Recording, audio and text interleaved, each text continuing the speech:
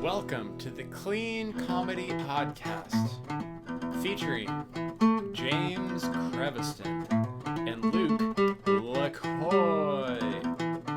Yeah, we're about to get clean up in here, so clean your mouth out with a bar of soap and get ready for the Clean Comedy Podcast. Hey, everybody. It's James. Welcome to the Clean Comedy Podcast. Today I'm here with my favorite co-host and friend, Mr. Luke LaCoy. Yo. So today, before we get started, this background, throw it out there if you know what it is. It is a comedy background. So I know a lot of you are going to start thinking, what sci-fi movie, what sci-fi show. I promise you that this is I'll move.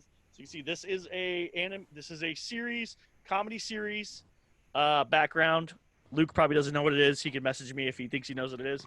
I actually love this show. So if you like Galaxy Quest or any of those kind of movies like that, you'd probably like this show too. I hope it comes back. I am very sad that it's not on the air because I love to watch it and it's super funny. It's also poignant to what goes on in the world. So they do cover topics in the world that I think we need to cover: racism, sexism, all kinds of stuff. It's pretty cool. So today it's Luke and I, and we want to talk about passion. And the reason I want to talk about passion is because we're all about to get back on stage. We're all about to, the world is closing down in California for a little while, but things are opening up around other places. And now is really a time for self-reflection and figuring out what your passion is. I am a huge comic book person. I actually, it was the first time that my comic book store opened up this week. I went out and got a copy of Negan Lives, which is a Walking Dead comic spinoff. I got some other comics that I wanted, some stuff that I collect that I'm trying to build up my collection. And I realized how much that is part of me, like how nerdy I really am. Like my passion is comic books. My passion is fun and entertainment and lights up. My wife always says to me, like, "How old are you?" And I'm like, I'm like big. I'm like Tom Hanks in Big. I'm like a 13-year-old boy trapped in a man's body. That's what I am all the time, right? And so I'm finding out what my passion is. My passion is I love comedy. I always love comedy. My passion is writing comedy more than performing comedy. I do love performing comedy. I love doing stand-up. I'm never not going to do that, even if I get the greatest show in the world. And I have a show that's coming that I'm a writer on, and then I'm also doing voice acting on. And so more of that information will come out as I'm allowed to tell it. But it will be on the socialclub.tv. It's a cannabis network. And so all their shows are around cannabis. I personally do not partake of the cannabis, but I don't lament anyone who does. That's their prerogative. And I play a character on one of the episodes named Moondust, who also does not partake of the cannabis. So it's pretty funny. I've had a lot of fun doing it. I'm excited. It's supposed to premiere on July 27th. It's called The High Life, and it's animated. So if you like Beavis and Butthead, if you like Family Guy, Simpsons, like any of those kind of things, Rick and Morty, any of that stuff like that, animated comedy, it's very much like that. There is a little bit of bad language. There's a little bit of obviously drug references and stuff like that. So if that's going to turn you off, I apologize, but it is very funny. I am writing person on it, so I am getting to write with the show's director and creator, and so that's cool. But my passion is writing. Like I'm finding that I love to write on projects, and it's really become a bigger thing. And I think this whole time period has helped me realize how good I am at writing. Like I'm not trying to be like toot toot toot. Here's my own horn. I'm not trying to do that at all. But I'm just saying it's given me time to actually reflect and see what my passion is. Does that make sense? Yeah. And I don't know what I never know what your background is. I want to say X-Files. I know it's not X-Files. So no, because it's not a comedy. I mean, it depends. No, it's not. Come on. I go off of what IMDb says, okay? Well, I mean, have you discovered more passions during this time period for yourself? I mean, comedy are definitely our passion, but are you finding other parts of that passion as well? Yeah, definitely. I mean, now that I'm freelancing full time, I'm getting back to the things that I'm good at and that I feel I can make money from. And those are kind of it's comedy, video editing, photography, and it's the stuff that I always enjoyed doing, but now I'm doing it full time. And yeah, just going through this whole experience was okay, If I'm not going to make money doing this job, then how would I do money doing something I am good at and I enjoy doing? And this is kind of what it's been like. This has set up the journey for that right now. And so I'm kind of starting at the bottom, but now I'm on a more fun path, at least. No, yeah, and that's the thing is your passion is going to lead you to be able to do something longer, right? Hmm. We've all had those jobs that we hate where we're not passionate about it. We get up in the morning and we go, man, if I could just call in today, it would be awesome. And we probably have done that, you know? So a passion is going to keep you moving forward. I had two jobs for sure that I was passionate about going to every single day. And one of them was a firearms instructor at the gun store in Las Vegas, Nevada. I taught people to shoot. We shot machine guns.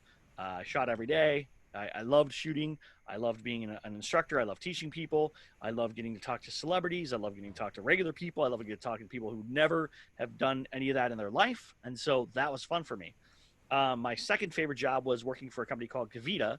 It's a probiotic beverage company. It still exists. It has been bought out by PepsiCo, so I have no relation to them. And I was there before Pepsi bought it. Then when Pepsi bought it, they got rid of me because it's Pepsi. But I love that job every day. I love the owners. I love the co-founders. I love the people that I worked with. It was like hanging out all day. Like I helped with customer service, but customer service was like, hey, you have a problem? Let me solve your problem and make you happy. Mm-hmm. Like it was super awesome. I got to be myself. I ran their whole program for that. I worked with the marketing team. I worked directly with the CEO. I worked directly with the co-founders. And my passion was helping people make people's lives better and days better. So if I learned one thing from both of those jobs, the one thing that unites both those jobs is making people happy, right? Making people have more fun and have an enjoyable experience. Even if they had a terrible day when they called from Kavita and said, hey, this thing happened, your drink sucks or whatever it is, and I could turn that around and make them a fan and make them happy, I was over the moon for that. So that's what comedy is for me, right? Making people happy. And so if I can write things to make people happy, that's my true passion, is making others happy. Yeah.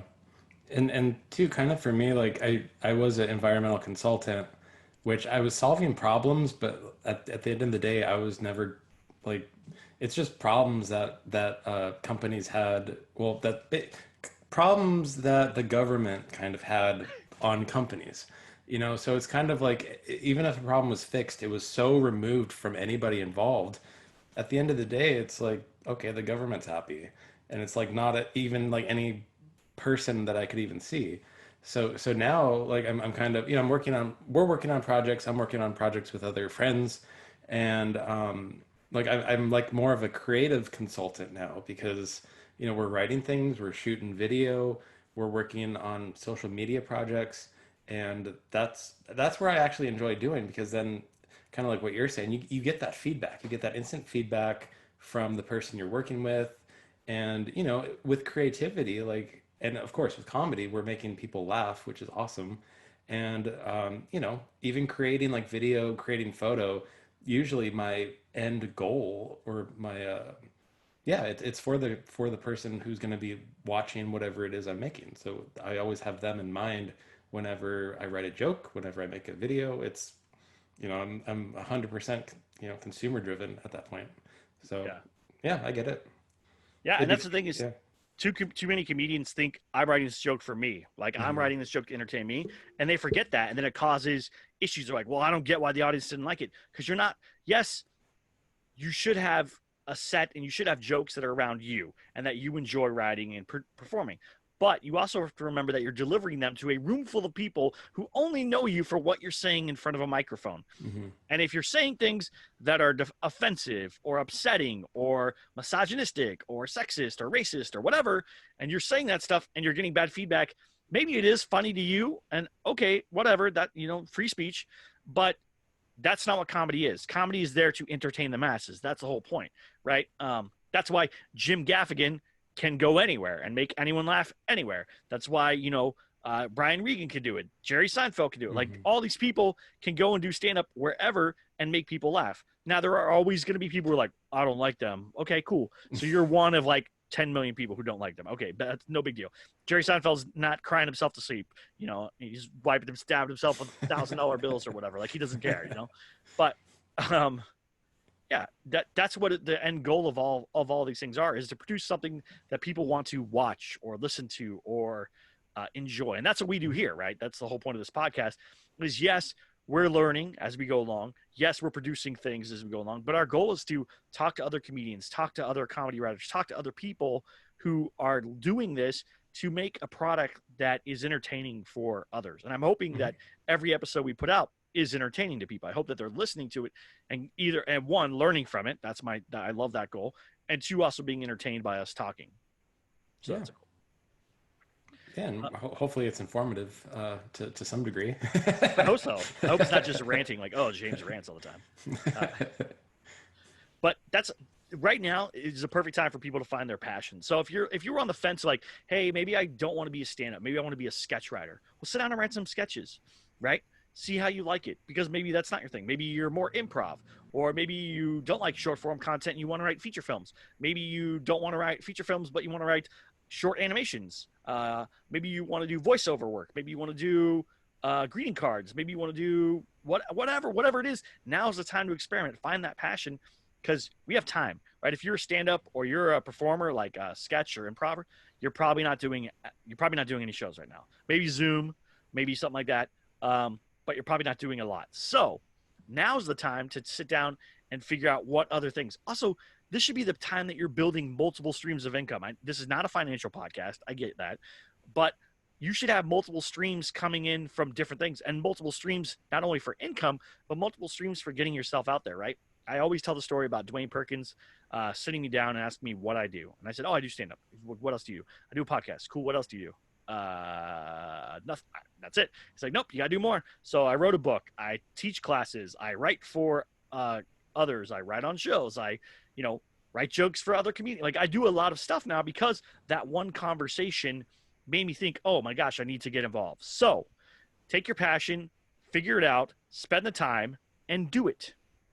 Any other thoughts? Yeah, I mean, I think a good exercise to figure that out is, if money was not a object or issue for you, like, what would you want to spend your day doing? And like, list 5 things and then see how you can make money doing that, or volunteer to do one of those 5 things for someone for free, to just actually do one of them, see what it's like, see what it feels like, see if it feels good to you, and then even start charging them for whatever it is.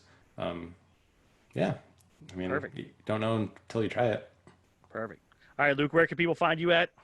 Luke LaCoy on the Google machine.